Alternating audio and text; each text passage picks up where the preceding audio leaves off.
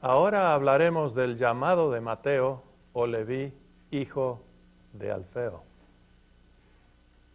Después del encarcelamiento de Juan Bautista, Jesús hizo dos rápidos cambios de residencia. Dejó a Jerusalén en Judea y llegó a Nazaret en Galilea. Pronto decidió dejar a Nazaret, el pueblo donde se crió, mudándose a Capernaum, situado en la ribera del lago de Galilea. Capernaum ofreció más oportunidades para desarrollar su ministerio. El ejército romano tuvo allí uno de sus campamentos. Capernaum tenía una linda sinagoga construida con la ayuda de un centurión. También era un centro de aduanas que controlaba el tráfico oriental entre Jerusalén, Jericó y Damasco. Esta vía era tan activa como la costera que pasaba por Megiddo.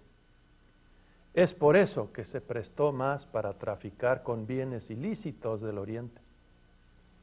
Para evitar el paso ilegal de especies, tejidos, drogas y perfumes, los romanos escogieron a los cobradores de impuestos y aduaneros mejor entrenados. Uno de los más destacados en Capernaum se llamó Mateo. A veces también le llamaron Leví. Sin previo aviso a sus jefes de la aduana, Mateo dejó su lucrativo e importante puesto para acompañar al recién llegado Maestro Jesús. Se pueden imaginar cómo afectó a los jefes en Capernaum cuando llegaron a saber por medio del noticiero del pueblo. Es un acontecimiento tan importante que voy a dejar que el mismo Mateo nos cuente de su oficio de publicano y el por qué dejó su puesto lucrativo para seguir a Jesús. Yo soy Mateo. Nací en una familia judía muy religiosa. Mi nombre significa don de Dios. Mis padres esperaron grandes cosas de mí. Desde los 12 años fui a la sinagoga y aprendí de memoria la ley de Dios. Me impresionaron las bellas promesas de Dios acerca de la llegada del Mesías y el rescate que Él iba a traer a nuestro pueblo. Ansiaba ver el día en que el Mesías nos iba a liberar del yugo que sufre nuestro pueblo. Primero nos dominaron los babilonios, luego los griegos y ahora los romanos. Al pasar el tiempo me desilusioné, porque en vez de ser hombre libre, sufro bajo el poder de Roma que nos domina. Nunca pensé que yo, un judío conocedor de las Escrituras, un día iba a servir a los romanos. No puedo explicar cómo yo me hice un cómplice de ellos, cobrando enormes impuestos a mi propia gente. ¿Será posible que cuando se piensa solo de uno mismo y de su miseria, comete graves injusticias con otros, aún con los seres más queridos? Sí, eso es verdad. Me siento muy avergonzado. Pero cuando uno decide la cantidad de impuestos que uno va a cobrar, ¿no es evidencia que uno es un ser libre? Pues yo hice lo que quería, cuando se me antojaba. Llegué a ser hombre rico. Para llegar a ser publicano o cobrador de impuestos, ¿tuviste que hacer unos estudios especiales? Si es así, ¿será posible que estos estudios ofuscaron tu mente o el corazón? Cuéntanos con bastantes detalles. Sí, tuve que estudiar mucho. Es así que aprendí el griego y pude leer la historia de mi pueblo en la Septuaginta, la Biblia hebrea traducida al griego. Qué sorpresa cuando leí casi al final del primer libro de Moisés, que los primeros impuestos fueron cobrados por José en Egipto. No lo podía creer. Recuerda, hermano, José es de nuestra raza, él es judío. José en Egipto, con ayuda de Dios, pudo explicar los sueños al faraón y éste lo nombró el principal dirigente en Egipto. Por supuesto, después del faraón.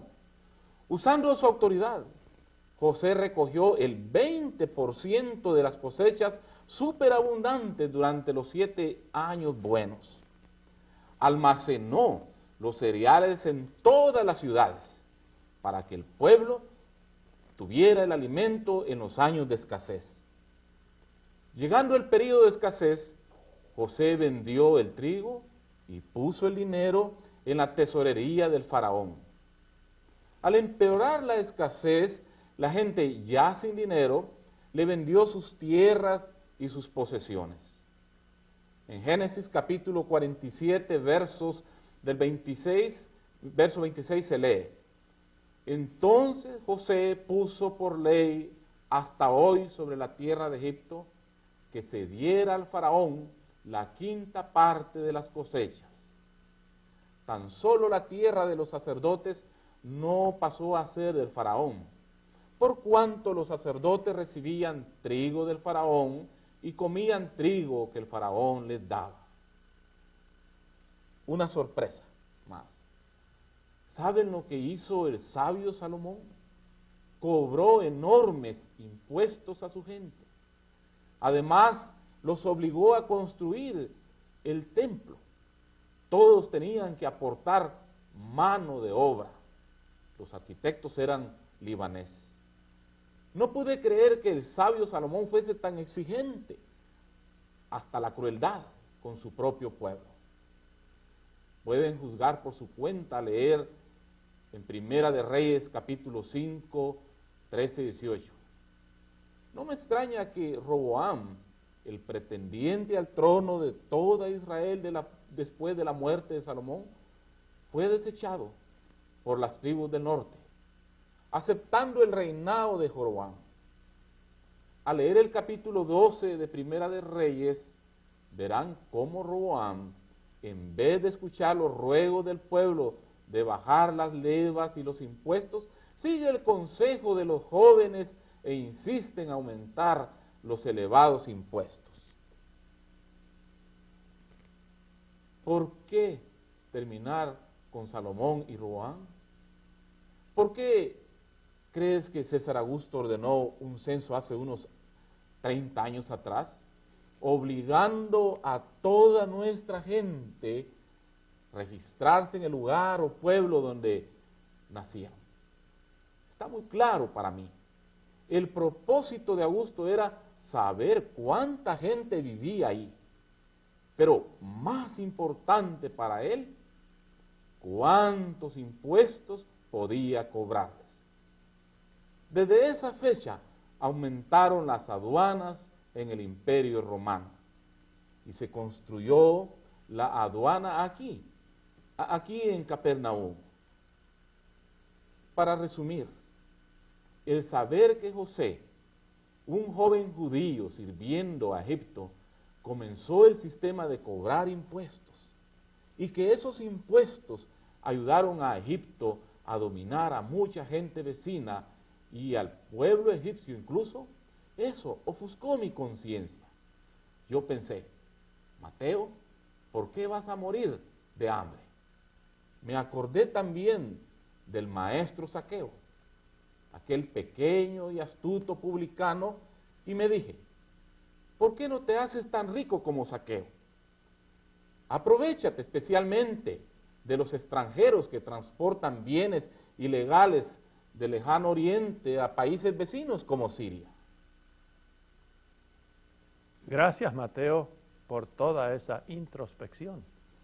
Pero ¿cómo es que llegaste a conocer y seguir a Jesús? Yo entonces solo conocí a Jesús de nombre. Lo vi entrando y saliendo de Capernaum acompañado por varios seguidores. noté que a él nadie le cobraba impuestos. Era tan sencillo y humilde. Buen carpintero. Así dicen. Pero ya no trabaja en ese negocio para ganarse la vida, aunque es posible que haga muebles para la gente donde él reside. Les estoy contando esto porque no solo yo quería conocerle mejor y saber cómo se sostenía, sino también los demás publicanos querían descubrir sus secretos. Sé que quieres saber cómo llegué a conocer a Jesús, pero antes tengo que contarte lo que pasó el día anterior. Yo estaba de guardia en la aduana cuando la gente regresaba a sus casas eufóricos. Todos comentaban de Jesús, el gran maestro, glorificaban a Dios por lo que Jesús había hecho. Aumentó mi curiosidad y tenía tantas ganas de preguntarles acerca de lo que había pasado. Pero, ¿sabes que los judíos no gustan hablar con un publicano? Pues me consideraban un traidor, un enemigo del pueblo de Israel. Pero pensé, están tan alegres que van a olvidar el odio que me tienen. Y con gusto me van a contar lo que pasó. Así pregunté, ¿y qué buena cosa hizo Jesús esta vez? Con emoción me contaron que varias personas habían llevado a un paralítico tendido sobre una camilla a Jesús. Jesús le dijo al paralítico, ten ánimo, hijo, tus pecados te son perdonados. Ellos admitieron que les pareció raro oír del perdón de pecados, pues sabían que no lo habían traído para eso, sino para que lo sanara de su parálisis. Dijeron que unos escribas y maestros de la ley con disgusto miraron a Jesús, y Jesús les dijo, ¿por qué pensáis mal en vuestros corazones? ¿Qué es más fácil decir? Levántate y anda. Y Jesús añadió, pues para que sepáis que el Hijo del Hombre tiene potestad en la tierra para perdonar pecados, dijo al paralítico, levántate, toma tu camilla y vete a tu casa. Entonces el enfermo se levantó y se fue a su casa. Me dijeron que jamás se había visto tal cosa. Mateo, Jesús hizo otro milagro, según relataron. Ahora viene el momento más importante en mi vida. No mucho después de sanar al paralítico, Jesús pasó por la aduana. Me miró y yo le miré. Yo estaba sentado en el banco de los tributos públicos. Con su mirada pensé que me iba a acusar de ladrón, de malhechor, de ser traidor del pueblo judío. Siguió viéndome, sin saludarme, sin averiguar mi nombre. Al fin dijo una sola palabra, sígueme. ¿Y sabes qué pasó? Sin pensar dos veces, yo me levanté, lo dejé todo y le seguí. Me sentí muy contento que Jesús me había seleccionado a mí para seguirle, para que yo, Mateo, aprendiese de él y le sirviese. ¿Cómo reaccionaron tus compañeros cuando dejaste tu puesto de cobrador? Entiendo bien que hiciste una fiesta para celebrar la ocasión. Entendiste muy bien. De gozo y gratitud a Jesús, hice una gran fiesta en mi casa. Llegó mucha gente. La mayoría eran compañeros publicanos y mujeres de la calle. Estábamos sentados con Jesús y sus discípulos, comiendo, bebiendo y gozando. Lo más increíble de Jesús es que acepta a todos por igual. Me llamó a mí a ser su discípulo, siendo yo un ladrón y traidor. En igual manera, trató a las prostitutas. Nos acepta porque somos seres muy necesitados, y lo admitimos. Somos gente sin amor, sin entendimiento y sin perdón. Él sabe lo que sentimos en el corazón. Vergüenza de estar separados de Dios. Lo que Jesús busca es unir a cada pecador con Dios a través de Él mismo. Pero regresemos a la fiesta. Sabes que se entrometieron unos escribas y fariseos queriendo arruinar la celebración. Esos santurrones solo saben criticar. Lo mismo hicieron cuando Jesús sanó al paralítico. Sin permiso mío se arrimaron y comenzaron a gritarle a Jesús: ¿por qué comes y bebes con publicanos y pecadores?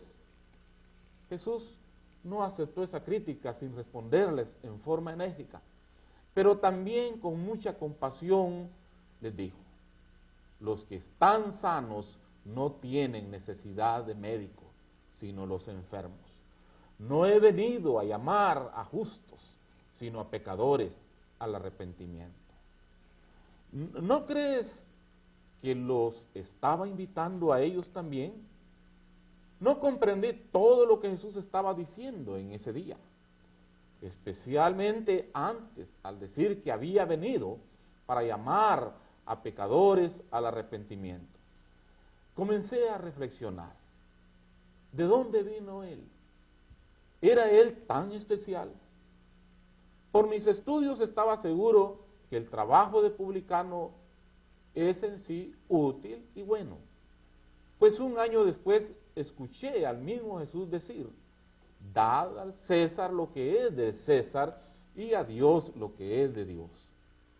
Pero reconozco que el cobro de impuestos se presta para cobrar demasiado y robar a la gente.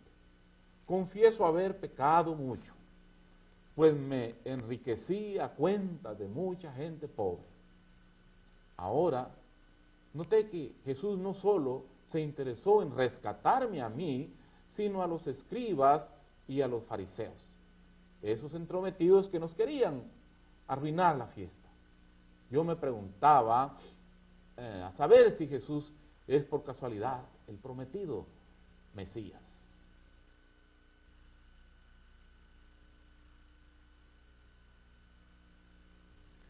Antes de proceder con la obra de Mateo en su Evangelio, quiero explicar algunos términos: Evangelio, ley, los evangelios, evangelista.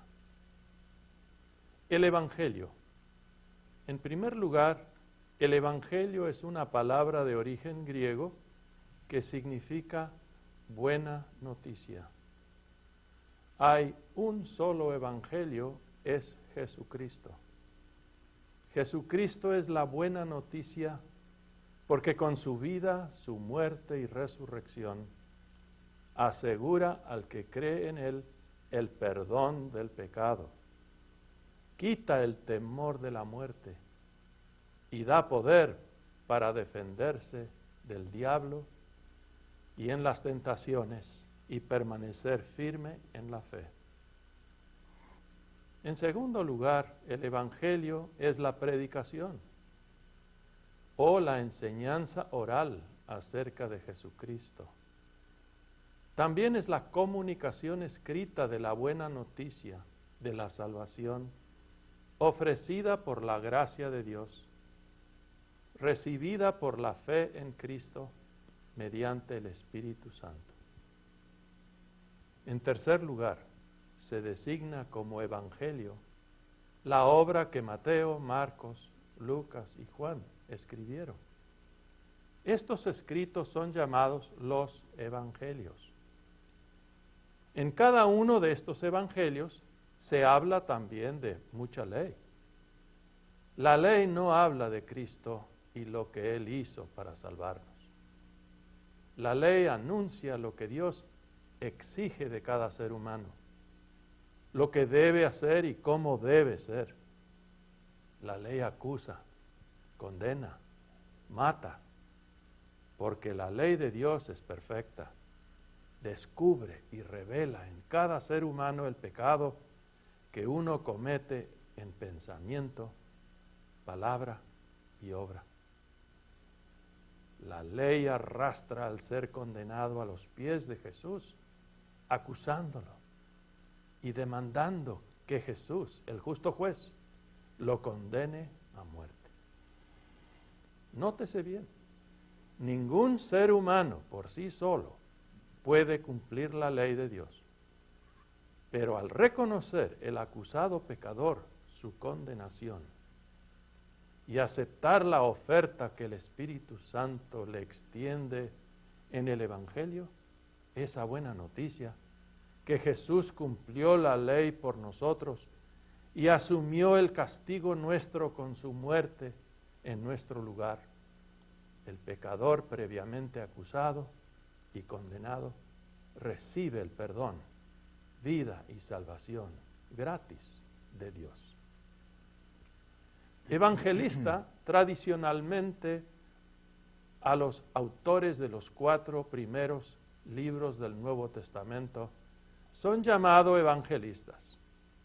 También se le llama evangelista al que enseña o predica la buena noticia de la salvación en Jesucristo.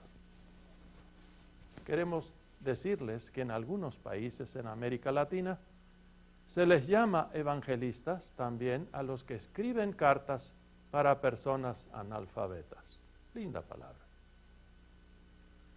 Al escribir tu obra, Mateo, ¿tenías en mente algún esquema? El Espíritu Santo aceptó mis conocimientos, mi trasfondo, mis inquietudes y mis experiencias, permitiéndome enlazarlas en este libro.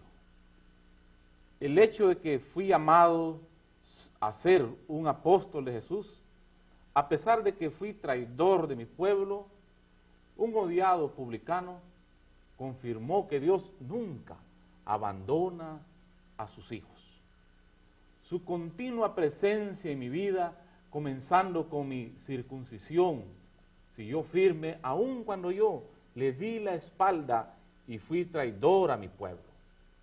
Por lo tanto, el marco de referencia de mi evangelio es Dios está con nosotros. Notarán que mi libro comienza con una genealogía de Jesucristo, mostrando la presencia de Dios con nuestros antepasados. Sigo con el relato de su nacimiento, citando a Isaías 7:14. Una virgen concebirá y dará a luz un hijo, y le pondrás por nombre Emmanuel, que significa Dios con nosotros. Al final del libro concluyo con la promesa del victorioso Jesús resucitado, promesa hecha a mí y a todos. Y yo estoy con vosotros todos los días hasta el fin del mundo. Amén. En el cuerpo del Evangelio cité muchos pasajes del Antiguo Testamento que presentan a Jesús de Nazaret, Hijo de Dios, el Mesías esperado por el pueblo judío. Mostré que en Jesús, descendiente de David, se cumplen las profecías mesiánicas en la Torá, los profetas y los salmos. Señalé que el pueblo judío no llegó a comprender la vida espiritual ni la enorme obra de Jesús en obediencia perfecta a la voluntad de Dios. Advertí que el rechazo de Jesús, el Cristo, por parte del judaísmo palestino, proyectó el mensaje del Salvador al mundo gentil, revelando de ese modo su sentido universal.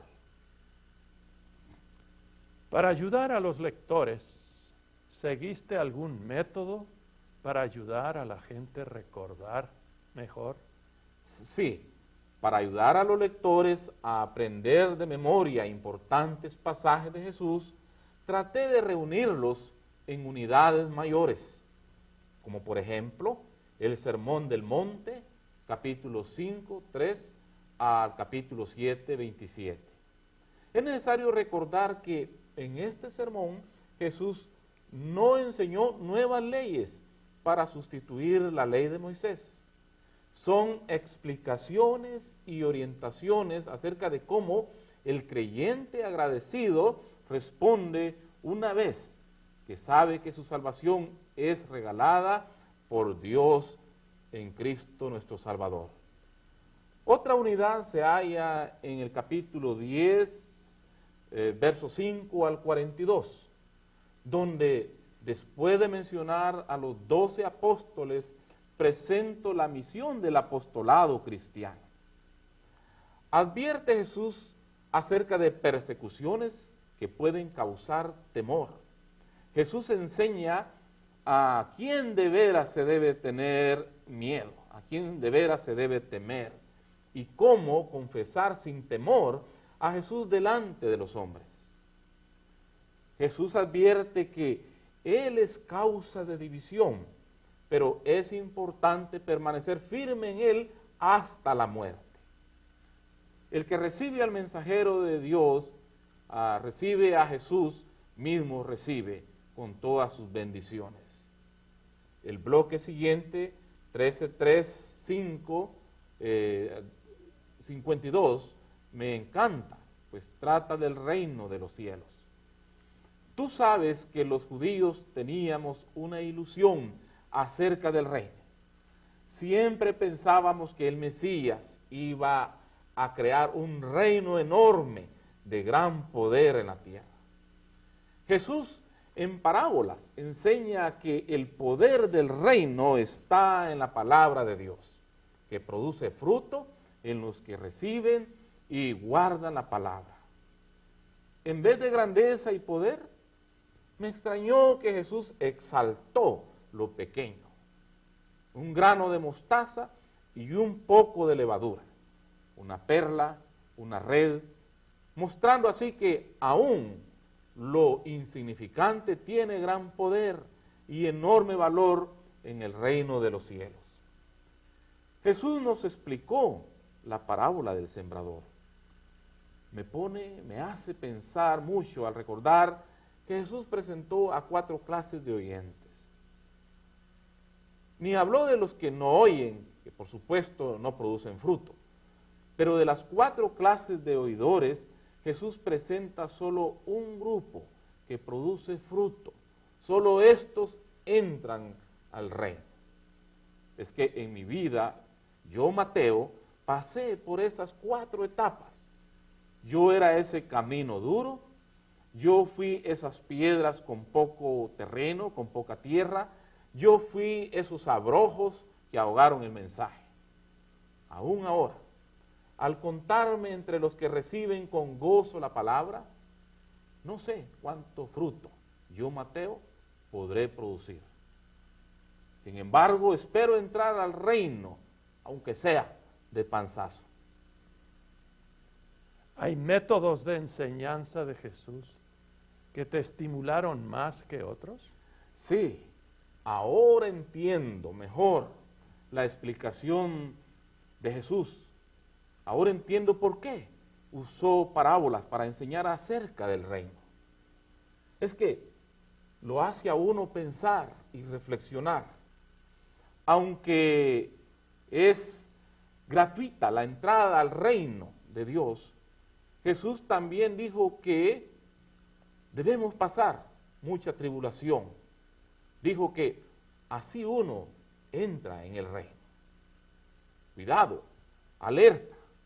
Siempre se debe estar listo para reconocer al enemigo y por lo tanto estar preparado para seguir al Señor de su mano.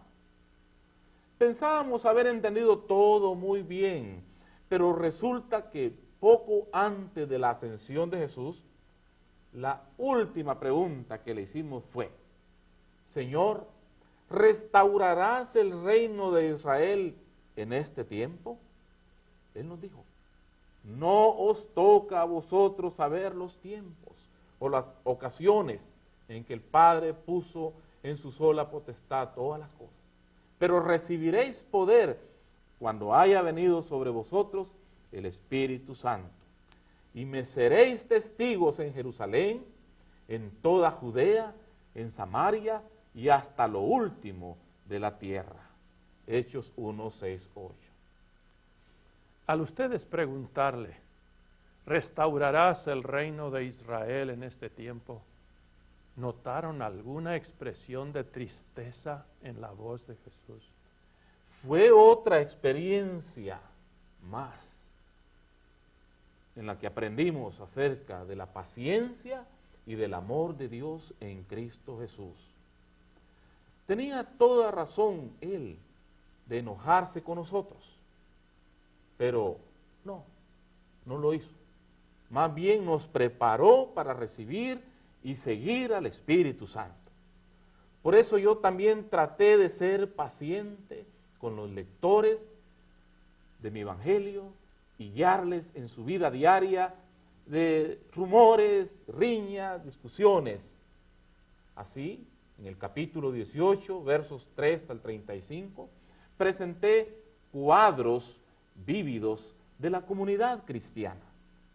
Aunque nosotros los discípulos vimos que Jesús no vino al mundo para ser servido, sino para servir, entre nosotros hubo mucha discusión.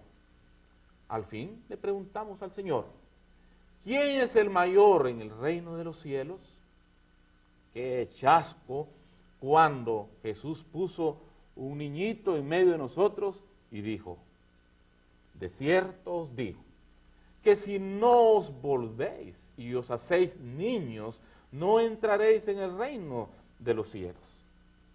Y siguió con la advertencia de no hacer tropezar o menospreciar a algún niño que cree en Jesús. Tan valioso para Jesús es cada niño o cada persona que cuando uno atiende a 100 hijos suyos que le siguen y se descarría uno, deja a los 99 y busca al perdido. Jesús concluye, el Padre no quiere que se pierda uno de estos pequeños. Después nos enseñó los pasos a seguir para señalar el mal a alguien que ha pecado, para que ese tal se arrepienta y sea perdonado por Dios. También indicó el peligro de la muerte eterna para el que no quiere arrepentirse y cambiar su vida. Luego Jesús dio un ejemplo acerca de alguien que tuvo una gran deuda con Dios, que le fue totalmente perdonada por Dios, pero que éste no quiso perdonar lo poco que le debía a un compañero. Jesús advirtió la seriedad de no querer perdonar. Dijo, entonces su Señor, enojado, lo entregó a los verdugos hasta que pagara todo lo que le debía a su Señor. Mateo, mucha gente en tu día creía que solo por ser linaje de Abraham podían vivir como se les antojaba. De cualquier modo, pensaban que iban a ser salvos. ¿Será algo parecido a lo que gente en nuestro tiempo cree, que cuando uno está bautizado y confirmado, uno no tiene que preocuparse? Uno puede estar seguro de la salvación, sin importar la manera en que se vive. Para que nadie se duerma sobre sus laureles, pensando que por ser circuncidado o por ser hijo de Abraham ya está salvo, tengo una sección que aclara que el jugar con Dios puede llevar a la condenación eterna. En el capítulo 21, versículos del 12 al 17, Jesús purifica el templo, echando fuera a todos los que vendían y compraban ahí. Volcó las mesas de los cambistas y las sillas de los que vendían animales para el sacrificio, y dijo, mi casa, casa de oración será, pero ustedes la han hecho cueva de ladrones. Los ciegos y los cojos, en cambio, se le acercaron y él los sanó. Pero los principales sacerdotes y los escribas, viendo las maravillas que hacía y viendo a los muchachos, viendo a la gente clamándolo en el templo, dijeron, que decían, Hosana al Hijo de David, se enojaron y le dijeron, ¿oyes lo que estos dicen? Jesús les dijo, sí, ¿nunca leísteis de la boca de los niños y de los que aún maman fundaste la fortaleza? Y dejándolo salió de la ciudad a Betania y se quedó allí. Capítulo 21, versos 18-22, Jesús maldice la higuera estéril. El solo aprovecharse del suelo y no producir fruto es algo serio. Esto es la única vez en las Escrituras donde Jesús destruye algo. En 21, 23, 27, Jesús regresa al templo y los principales sacerdotes y ancianos se acercaron mientras enseñaba y le preguntaron, ¿quién te dio autoridad?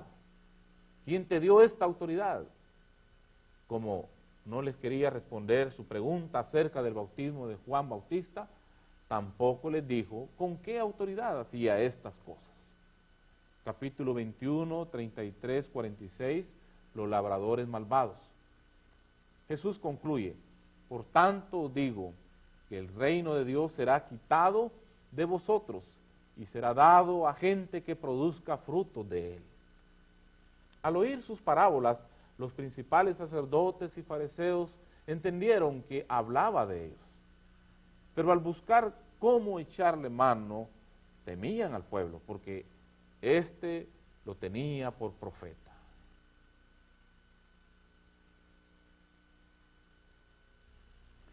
¿Coincides, Mateo, con el criterio que Jesús tiene de los escribas y los fariseos en el capítulo 23?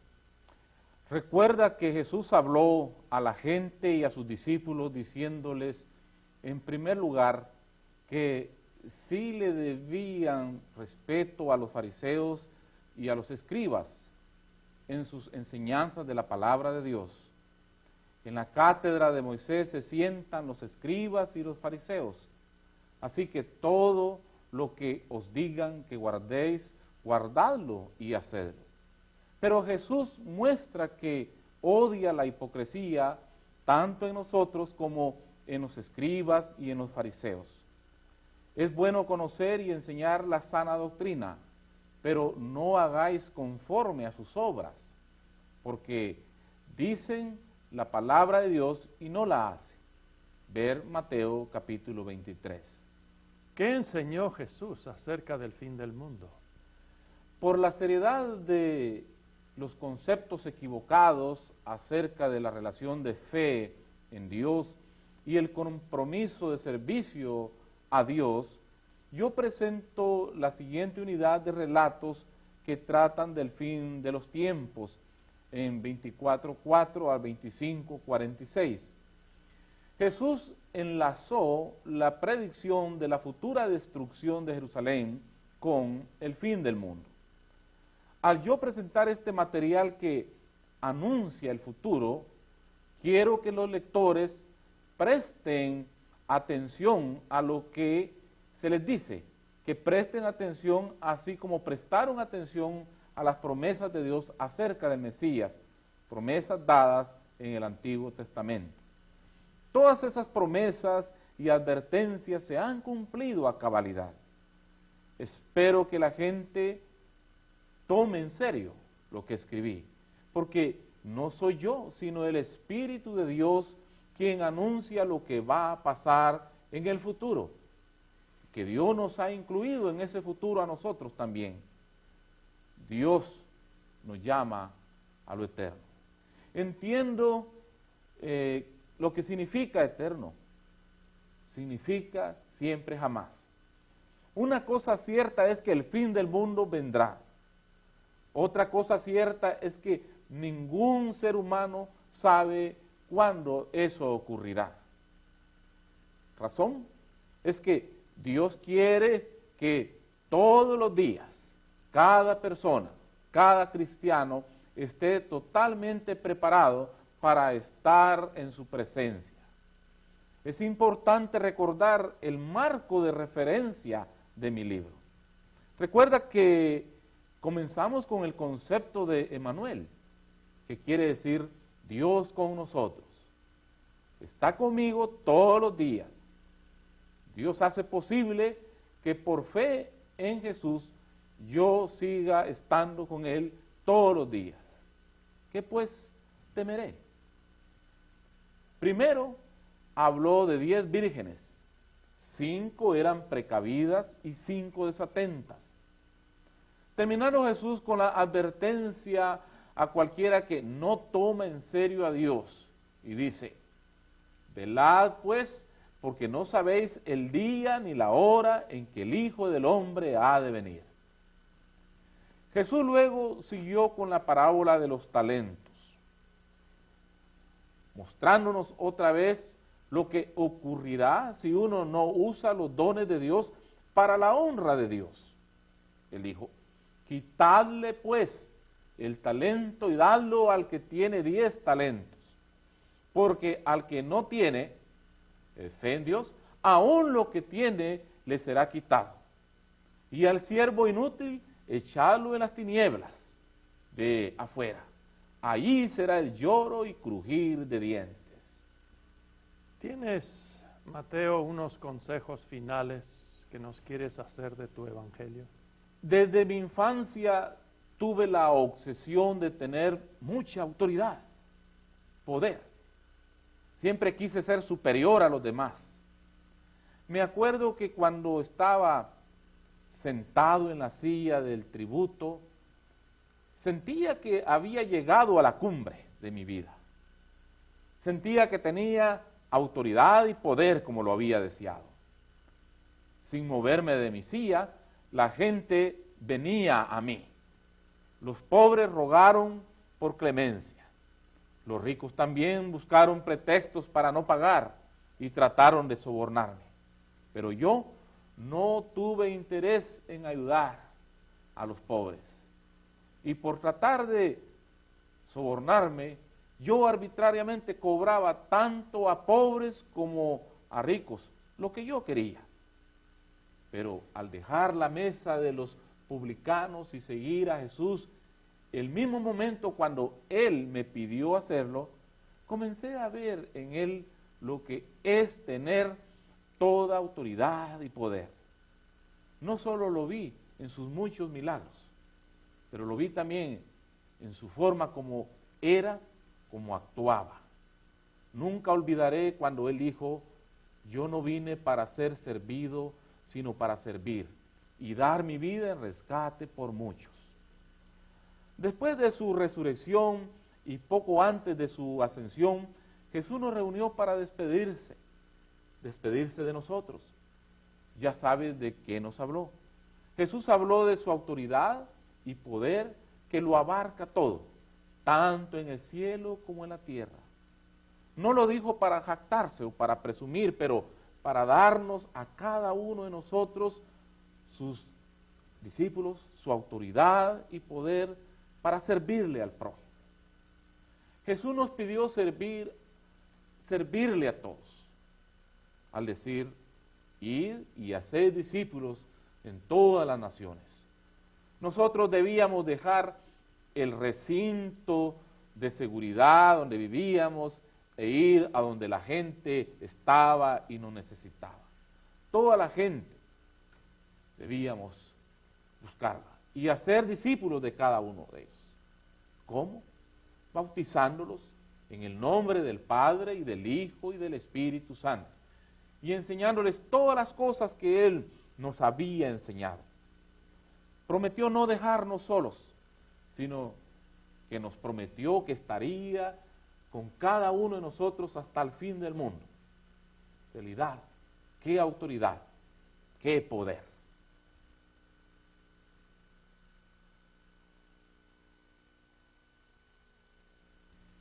Mateo, ¿tú sabes de otros evangelios? ¿Son similares al tuyo? Sí, pero sería mejor si usted les da una introducción. La existencia de los evangelios, Mateo, Marcos y Lucas, es un tema muy discutido hasta el día de hoy. La iglesia antigua creyó que Mateo escribió el primer evangelio.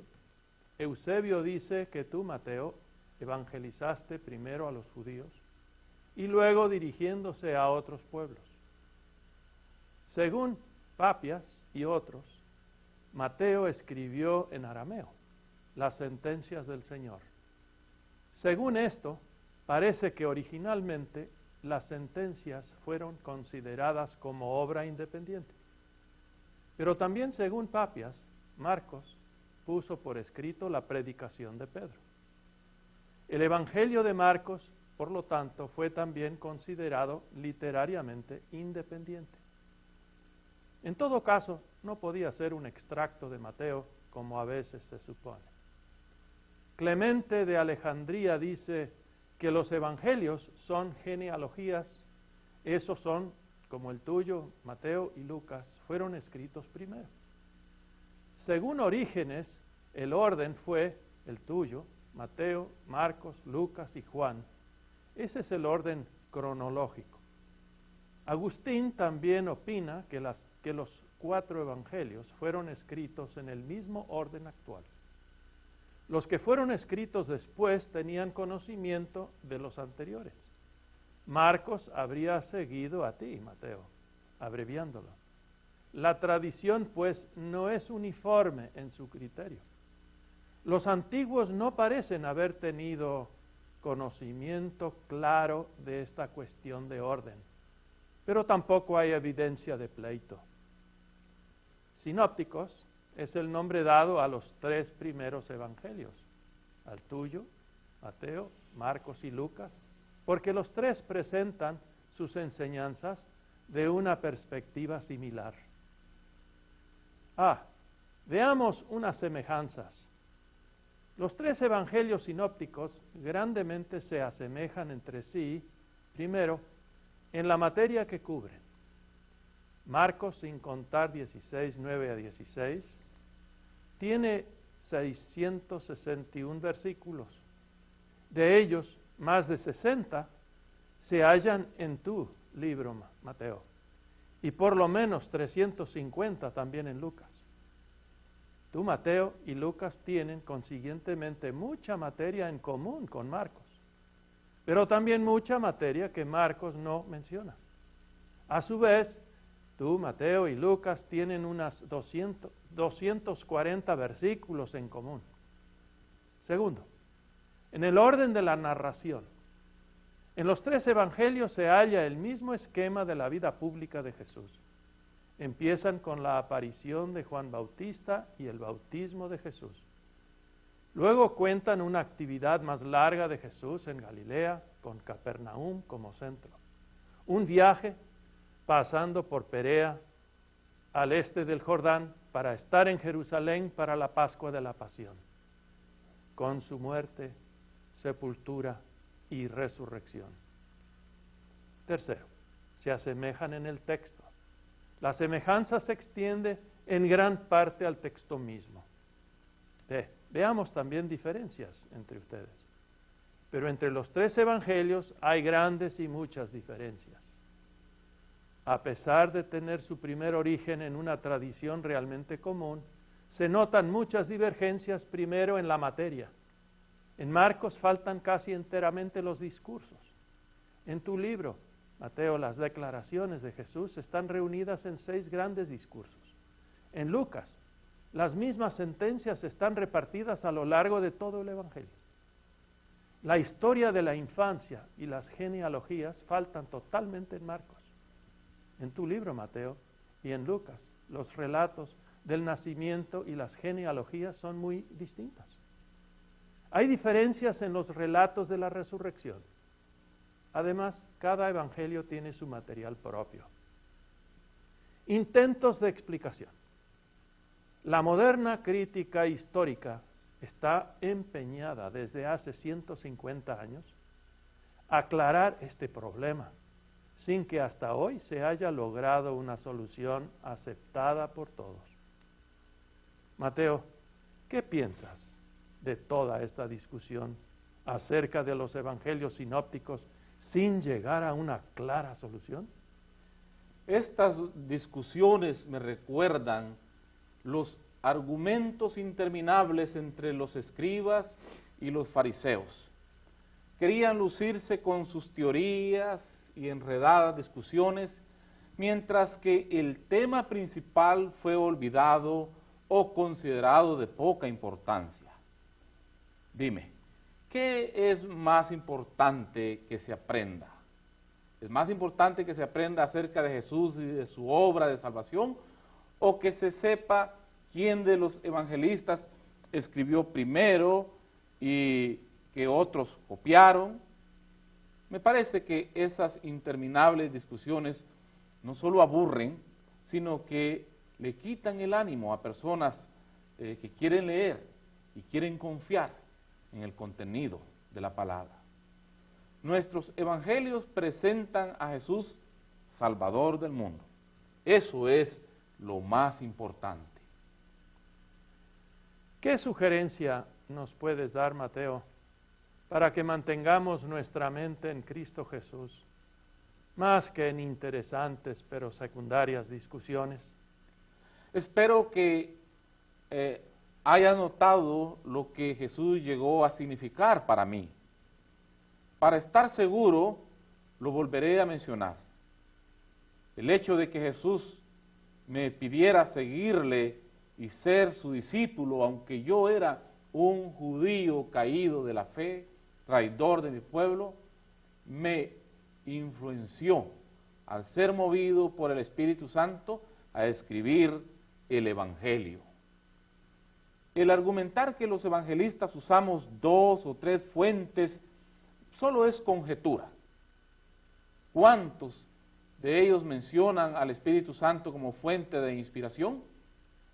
Él es la principal fuente de los 4 evangelistas. Así como yo, también Marcos, Lucas y Juan crecimos en ambientes muy diferentes. Yo fui traidor a Dios y a mi pueblo, ellos no.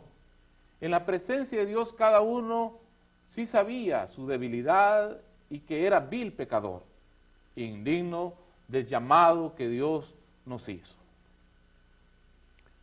¿Qué datos nos puedes dar de Marcos? ¿Qué sabes de él? Sé poco de Juan Marcos. Parece que nació en un hogar judío muy pudiente. Se crió bajo el cuidado de sirvientes en una cómoda casona en Jerusalén. En una de sus amplias salas fue preparada la Pascua. Con Jesús comimos la última cena la noche en que fue entregado. Se dice que en esa misma noche Marcos observó y escuchó de lejos todo lo que se hizo y dijo en esa convivencia.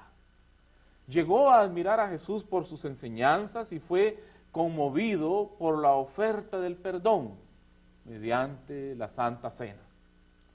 Años después, Juan Marcos fue escogido por el Espíritu Santo para escribir su evangelio. No llegó a ser apóstol de Jesús, pero sí era un fiel seguidor de Jesús. Era uno de sus numerosos discípulos presentes en el día de Pentecostés. ¿Sabes a quiénes escribió Marcos su evangelio?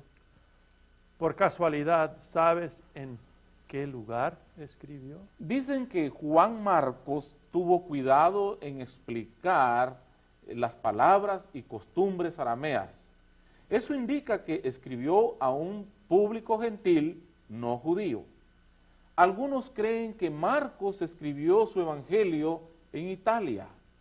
Se dice que estuvo allí al mismo tiempo que Pedro.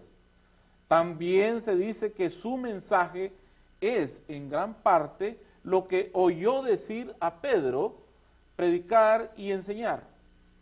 Marcos informó de los hechos de Jesús, ninguno de sus discursos, por supuesto. Marcos presentó a Jesús como el omnipotente de Dios, el hacedor de milagros, para impresionar a los romanos, para traerlos a la comunidad de Dios. El trasfondo de Marcos y su relación con Dios, su Señor y Salvador, debe, a mi modo de ver las cosas, ser el énfasis en estudiar su libro. al hacer tantas preguntas como ¿cuál evangelista escribió primero?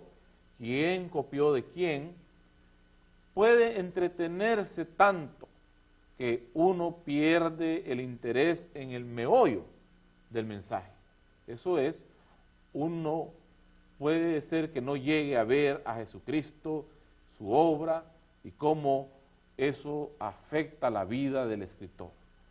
Para mí, cada uno de los evangelistas presenta su testimonio de fe en Cristo Jesús y cómo el Salvador removió el obstáculo personal de cada uno y los unió a Dios. El mayor obstáculo de Marcos para participar en el reino de Jesús posiblemente eran sus riquezas, pero para Dios nada hay imposible. ¿Quieres darnos tus comentarios acerca de Lucas? Ya escuchaste a Lucas presentarnos su vida y cómo llegó a ser testigo de Jesús. Era griego, nacido de padres esclavos. Aunque esclavo, el padre consideró a todos los demás unos bárbaros. Lucas bien podía haberse considerado superior a los romanos, judíos, a letrados y profesionales, ya que había estudiado y ejercido la medicina. Lucas, igual que Marcos y yo, vimos que ante el santo Dios estábamos vacíos y necesitados. Pero Dios no solo ve el pecado y la necesidad de cada uno, teniendo derecho a condenarnos, sino que dice, venid a mí todos los que estáis trabajados y cargados, y yo os haré descansar. Llevad mi yugo sobre vosotros y aprended de mí, que soy manso y humilde de corazón, y hallaréis descanso para vuestras almas, porque mi yugo es fácil y ligera mi carga. Estaré contento si letrados y analfabetos, todos quienes lean o escuchen a los evangelios sinópticos que lleguen a conocer y crean solo en Jesús. Entonces las diferencias entre los tres, y las hay por supuesto, diferencias, no serán causa de tropiezo para la fe en Jesús. Más bien el Espíritu Santo ayudará a cada persona no solo a admirar a Jesucristo, sino a creer en Él, seguirle, sirviéndole fiel hasta la muerte.